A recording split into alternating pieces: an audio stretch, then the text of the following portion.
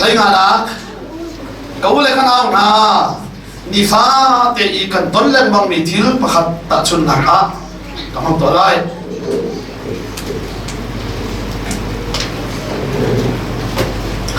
mi pan hi ni be kam na an to ti ka chu be kam na chu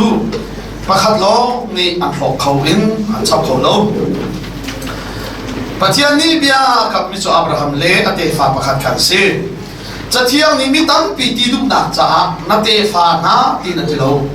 ati mi chu na te fa ti lo ka se khan te zo lo a than ta pi se chu mi pakhat ati dup na ka si chu mi pakhat chu khri kha se ka chim du mi chu hi si pathian ni be kam na chu to yi chu be kam na chu chu lo ka bia kam chu nu kum zali le som thuma nol bia kha ho mu me chu ni chun pathian be kam na so ro khau lo pathian be kam mi chu pak pa long zonga acham tat khau lo kha tha de mai pathian ni Abraham chu thong tha chu pathian ni Abraham sin ara chim chang ti ka le ta mo chu thong tha chu zai da si te fa pakhat kan pek la i chu na te fa mang chun mi phun ki thla chuan a an chaw lai ti arak ti na te fa na ti mi tam pi chim du na cha a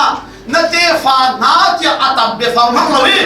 na te fa ti singular atom be fa man na ti zai ruanga Bible te chim du pi chu Abraham te fa ti bi Israel bi silawin Jesus Christ kha se chu Jesus Christ azum ni pau chu Abraham te fa kan ti la kan si Abraham sini pathian ni bia kam mi rau chau tu kha chua na vial te a chau tu cha hallelujah amen Bible chana rel te ka mi film chu bia le cha an cha sulama nei ka ti kha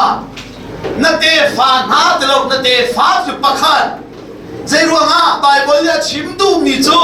Abraham te fa chu Jesus ya si